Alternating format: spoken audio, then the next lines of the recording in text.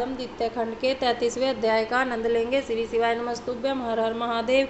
सूत जी ने कहा, हे ऋषियों, इतनी कथा सुनकर देव ऋषि नारद जी पितामह ब्रह्मा जी से बोले, हे पिता दक्ष के यज्ञ विध्वंस का वृत्तांत मैंने सुना।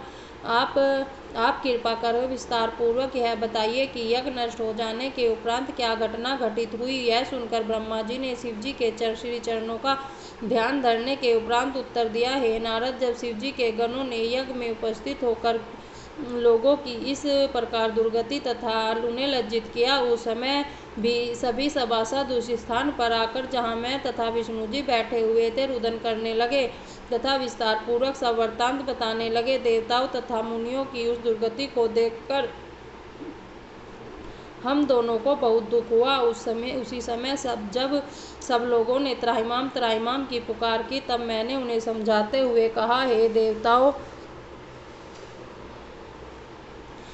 देवताओं तथा ऋषियों, तुमने शिव जी को क्रुद्ध किया है और अन्य देवताओं के समान ही उन्हें जानकर भारी अपराध भी किया है। अतः अब तुम सब लोग शिव जी के चरणों पर गिरकर प्रार्थना करो और उनसे ही अपना अपराध क्षमा कराओ। तीनों लोकों में ऐसा कौन है जो शिव जी के क्रोध को सहन कर सके।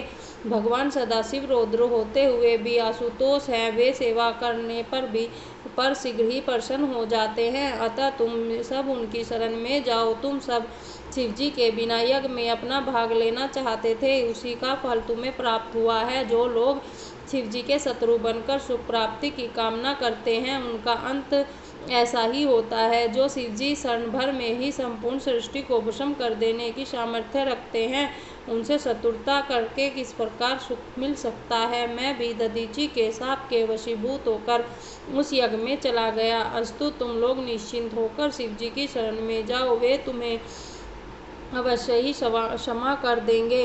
यह बात तुम्हें समझ लेनी चाहिए कि यदि शिव जी इस यज्ञ को नष्ट नहीं करते तो मनुष्य वेद की रीति को त्याग कर नास्तिक हो जाता। अतः उन्होंने जो कुछ किया वह उचित है। इतना कहकर मैं विष्णु जी तथा अन्य देवताओं के साथ कैलाश पर्वत पर जा पहुंचा। मैं नारद, उस स्थान की सुंदरता का वर्णन किस प्रकार किया जाए। वहां पहुंचकर किसी को किसी प्रकार की चिंता और शोक नहीं रहता। वहां चारों ओर सुंदर फुलवारी लगी हुई है, जहां भांति भांति के सुंदर पुष्प तथा फल वृक्षों पर सुशोभित है। कैलाश के आगे हम सबने कुबेर की अलकापुरी को देखा, फिर उस पवित्र वृक्ष को देखा जिसके नीचे भगवान शिव शंभु बैठे हुए थे। जो लोग उन शिव जी के दर्शन प्राप्त करते हैं, उनके धन्य भाग है। महाप्रभु का इतना सुंदर स्वरूप था कि उसका वर्णन नहीं किया जा सकता। उनका शरीर अत्यंत क्रांतिमय था। उस समय वे वीरासन की मुद्रा में कुश के आसन पर बैठे हुए थे। तब मैंने, विष्णु जी ने, दधिगुप्त ने तथा अन्य देवताओं एवं ऋषि मुनियों ने उन्हें प्रणाम करते हुए अनेक प्रकार से स्तुति की। श्री शिवाय नमस्तुभ्यम। दोस्तों, हर हर महादेव। हम द्वितीय खंड के 33वें अध्याय का आनंद ले रहे थे। श्री शिवाय नमस्तुभ्यम। हर हर